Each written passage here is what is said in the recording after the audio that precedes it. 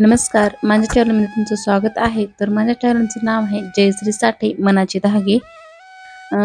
आज आम्ही निघालेलो आहोत देवीचं दर्शन करण्यासाठी। तर 3 देवीचं तर तुम्हाला कोणत्या देवी आहे ते सांगणार आहे, तर व्हिडिओ शेवटपर्यंत नक्की कंटिन्यू करा। तर पहिल्यांदा गेलो तर आपली कुलस्वामिनी तुळजाभवानी, तर इथे गेलो तर इथं प्रचंड अशी गर्दी होती। तर पहिल्यांदा गेलो, हातपाय तोंड धुतलं, त्यानंतर गेलो दर्शनासाठी। तर प्रचंड अशी गर्दी होती। तर बाहेरून दर्शन करायचं म्हणतं तर बाहेर म्हणजे लाईव्ह दर्शन होतं आणि मधून म्हटलं तर लाईनला खूप उभं राहावं लागतं। त्यानंतर आपण जे पीठ मीठ वगैरे नेलेलं असतं ते भरायचं असतं, कोणी शिदा वगैरे नेला असतं तर ते द्यायचं आणि नंतर यायचं।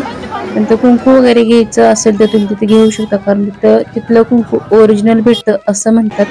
त्यानंतर पाहू शकतात आपण पुढे निघालेलो आहोत, तर इथे पवनचक्की किती सुंदर दिसत आहे ना। त्यांनी रोडच्या मध्यभागी हे लावलेली फुलं खूप भारी वाटतात। त्यानंतर पुढच्या ठिकाणी आपण इथे पोहोचलेले आहोत, तर हे ठिकाण कोणतं आहे तुम्हाला लवकरच समजेल।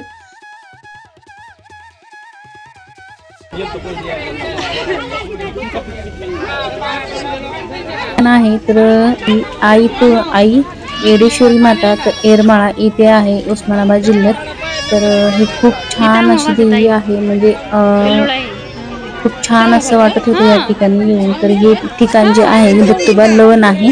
इथे अगोदर येऊन नंतर देवीच्या डोंगरावरती जायचं असतं। तर पहिल्यांदा आम्ही दत्तोबा लवनाकडे तिथे गेलो आणि तिथे हातपाय तोंड वगैरे धुतलं, तिथं पाया वगैरे पडले, तिथं मंदिर सुद्धा आहे।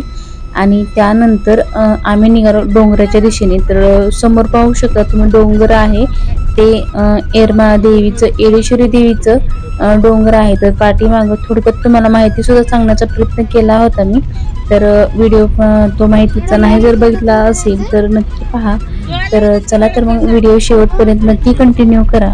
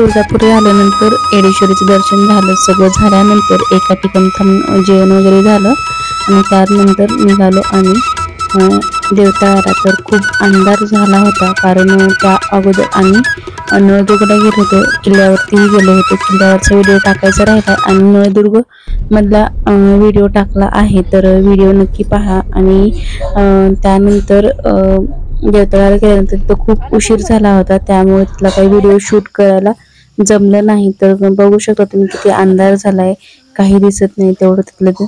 आणि जास्त म्हणजे तेवढं व्यवस्थित निघत नव्हते व्हिडिओ, म्हणून मी तिथला काही व्हिडिओ शूट केला नाही. तर चॅनल असंच कनेक्ट राहा आणि चॅनल लाईक शेअर सबस्क्राईब करायला विसरू नका. धन्यवाद.